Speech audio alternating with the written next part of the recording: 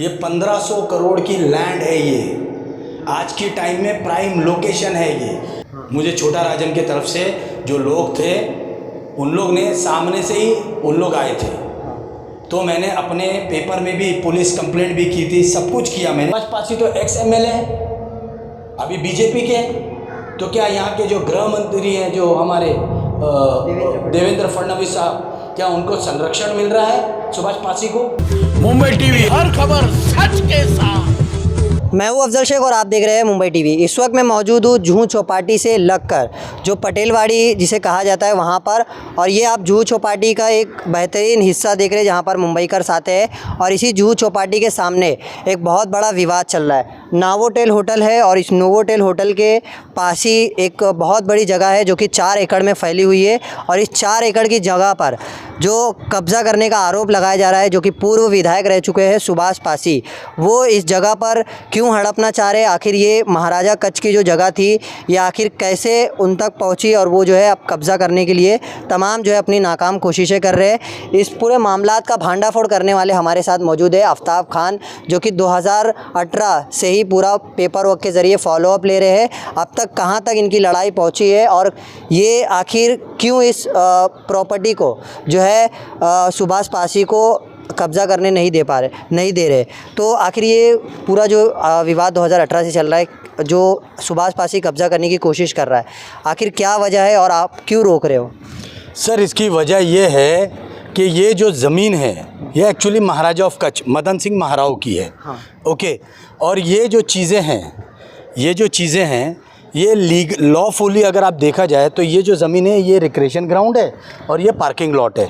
अब ये recreation ground के ऊपर आप देखेंगे कि पूरा खड्डा है जो पूरा डीप है ये। अब इसको भरने के लिए वो क्या कर रहे हैं कि भरनी करवाना जा रहे थे इल्लीगली। मैंने 2018 में भी उनके ख़िलाफ़ ये एलिगेशन किया था जब उन्होंने मुझे किया था, ये आप देख सकते हैं। ओके, तो मुझे जान से मारने की धमकी भी दी थी इन्होंने, पहले भी किया था और अभी भी किया।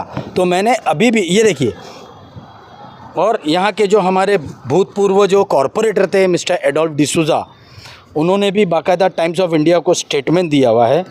ये मैं नहीं कहता हूँ, ये हमारे कॉरपोरेटर कहते हैं। ये देखिए आप, हाँ, ये हमारे एडोल्फ डिसूजा हैं और ये देखिए। ओके, अब ये भू माफिया हैं, ये मैं नहीं कह रहा हूँ, ये पेपर कहता है। हाँ, सुभाष पासी द्वारा किए गए फर्जीवाड़ा के खिलाफ कोर्ट ने दिए जांच के आदेश। हाँ, ये मैं नहीं कहता हूँ, और ये ऑलरेडी बहुत से लोगों का फर्जीवाड़ा कर चुके हैं और अभी भी कर ही रहे हैं फ़िलहाल। हाँ। ओके, लेकिन मैंने इनको सिर्फ यही कहा था कि भाई ये ज़मीन पे आप नहीं कर सकते क्योंकि इस पर कोर्ट रिसीवर है। तो इन्होंने मेरे लिए गुंडे मंगवाए, कम से कम 40 से 50 लोग आए थे ये नोवोटेल के पास। हाँ। तो वहाँ पर मेरा सीसी कैमरा है, यहाँ पर भी आप देख सकते हैं ये मेरा सीसी कैमरा है, मेरे बंगले के पास भी सीसी कैमरा है। तो इन्होंने मेरे सीसी कैमरे के सामने वो आदमियों को घेरा बना दिया और मैंने उनसे कहा कि भाई क्या बात है, तो उसमें कमल बिल्डर का नाम था। तो मैंने लेटर के अंदर बाकायदा लिखा हुआ है कि भाई कमल बिल्डर नाम का आदमी इनको 5 करोड़ दिया है। तो मुझे भी सूत्रों के हिसाब से पता चला था कि भाई 5 करोड़ दिया है। तो कमल बिल्डर आके एकदम बोलता है कि मैंने नहीं दिया। तो मैं बोला अगर नहीं दिया तो कोई बात नहीं, लेकिन हमको पता चला। तो सुभाष पासी ने भरी वो गुंडे लोगों के सामने बोला कि मैं तुम्हारी ज़िंदगी ख़राब कर दूंगा, तुमको दुनिया में नहीं रहने दूंगा, जान से मार दूंगा, तुम मुझे जानते नहीं हो। तुमने मेरा नाम, मेरी पत्नी का नाम जो अक्षर फाउंडेशन से जुड़ी हुई है। और देखिए यहाँ पर आप देखेंगे, कैमरा आप जूम करिए, यहाँ मंदिर है। ये मंदिर बहुत अच्छा है, शिव जी का है, मेरे को मंदिर से कोई एतराज़ नहीं है। लेकिन जो उसने मंदिर के नाम से 3000 फुट जगह घेर ली है वो इल्लीगली है।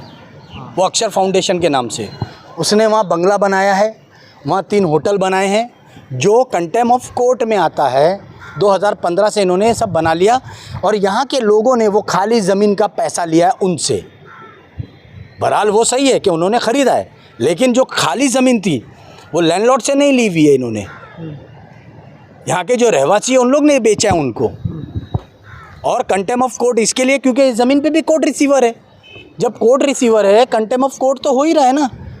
तो मेरा तो बोलना यह है कि हाई कोर्ट का भी, कि हाई कोर्ट क्या कर रही है, कोर्ट रिसीवर क्या कर रहे हैं, मानिक मुल्ला जो है कोर्ट रिसीवर, उन्होंने क्यों नहीं अभी तक के एक्शन उठाया। और जो लीजी होल्डर हैं तुलसीदास पटेल, उनकी दोनों बेटियां सुधा और जया, उनको मैंने तमाम व्हाट्सएप पे पूरी इन्फॉर्मेशन भी दी। उन्होंने ही, जया ने ही मुझे मानिक मुल्ला का नंबर दिया था। मानिक मुल्ला से मेरी बात भी हुई। मैंने उनसे कहा भी कि सर देखिए ये भरनी करना है, ये ऐसा ऐसा कर रहा है, ओके, तो ये क्या किया जाएगा। तो उन्होंने कोई जवाब नहीं दिया। तो मतलब इसके अंदर प्रशासन भी मिली भगत है, क्योंकि सुभाष पासी तो एक्स एमएलए हैं, अभी बीजेपी के हैं। तो क्या यहाँ के जो गृह मंत्री हैं, जो हमारे देवेंद्र फडणवीस साहब, क्या उनको संरक्षण मिल रहा है सुभाष पासी को? आपका क्या योगदान है इस मामले में? योगदान का सवाल ये है कि मेरे जो लैंड ओनर है, हाँ। अब वो दुनिया में नहीं है। तो भाई मेरी एक एज अ नागरिक एक जिम्मेदारी बनती है कि कोई गलत चीज़ हो रही है तो उस पर आवाज़ उठाऊंगा। मैं एक सोशल वर्कर हूँ, ओके। ये जगह पे मैं आता हूँ, ये जगह लगभग कितने करोड़ की प्रॉपर्टी है? कितने करोड़ की नहीं, कितने हज़ार करोड़ की बोलिए। ये 1500 करोड़ की लैंड है। ये आज की टाइम में प्राइम लोकेशन है। ये इस लैंड पे कब्ज़ा करने के लिए हरीश शर्मा ने भी बहुत कोशिश की, लेकिन तुलसीदास पटेल हरीश शर्मा के बहुत झगड़े हुए, ओके।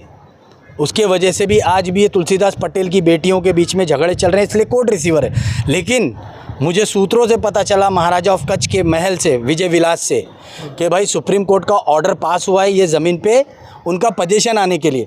लेकिन सुप्रीम कोर्ट को हाई कोर्ट ने निर्देश, अपना ऑर्डर बताया कि भाई इनका 2 बहनें हैं जो इस पे लीजी होल्डर हैं, उनका विवाद चल रहा है। अगर वो विवाद ख़त्म होगा तो आप पोजीशन ले सकते हैं।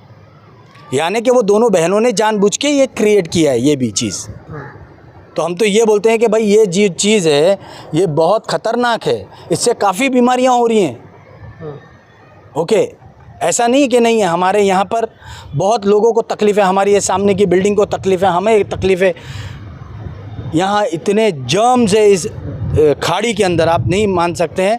मैंने 2006 के अंदर 2 टेम्पो भर के मंगूर मच्छी डाली थी कि पानी स्वच्छ रहे, लेकिन सुभाष पासी ने यहाँ पर गटर के नाले खोल दिए, इसमें टट्टी पॉट्टी के नाले खोल दिए।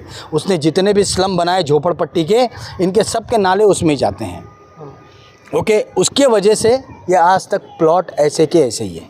अच्छा, ये जो प्लॉट का कब्ज़ा है, आप जो बोल रहे हो कि तुलसीदास पटेल की दोनों बेटियां भी लगी हुई है, तो क्या ऐसा मान सकते हैं कि आपको भी कहीं ना कहीं ये प्रॉपर्टी का कुछ लालच है, या क्या ऐसा जो आप एकदम? आपको मैं एक चीज़ बता दूं, हम यहाँ पर रहवासी हैं, बराबर है।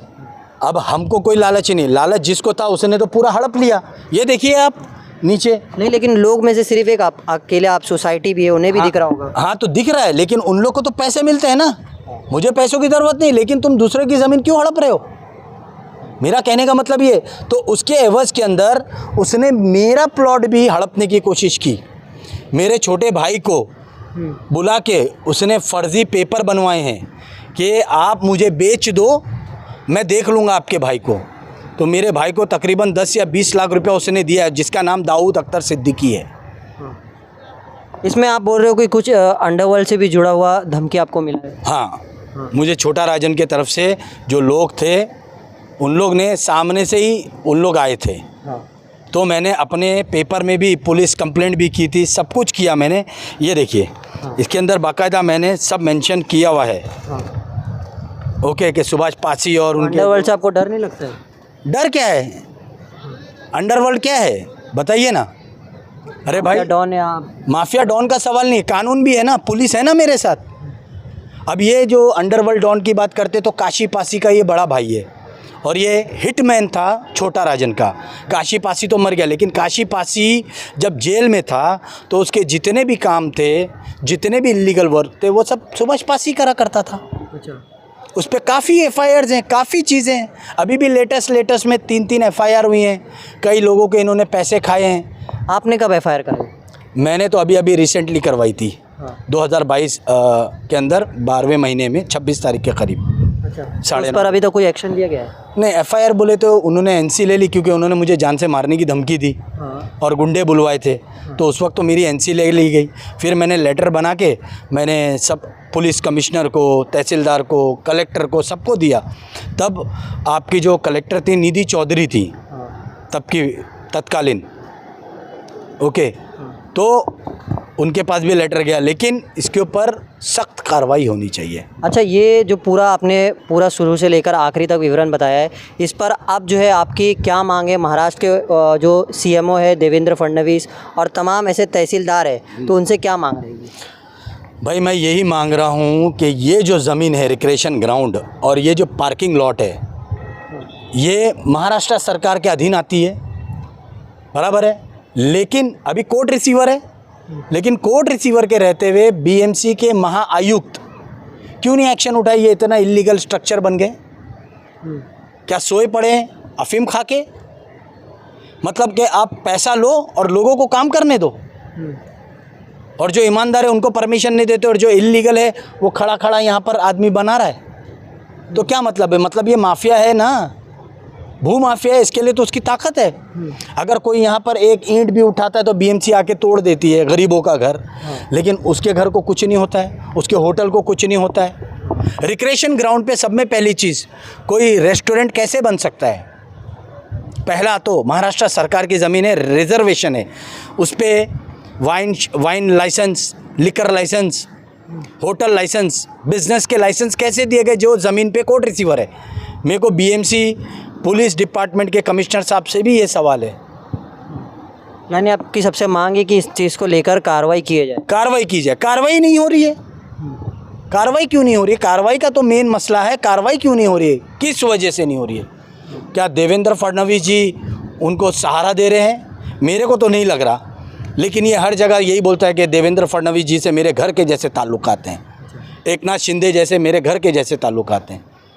और मुझे तो उसने कितनी दफ़ा कहा, बोले तुम पुलिस में भी जाओगे कुछ नहीं होगा, बीएमसी में भी जाओगे कुछ नहीं होगा, आज है तोड़ देंगे, मैं फिर बना लूँगा, लेकिन तुम्हारा क्या होगा? इनडायरेक्टली मतलब मुझे धमकी देता है वो, लेकिन मैं धमकियों से डरता नहीं हूँ।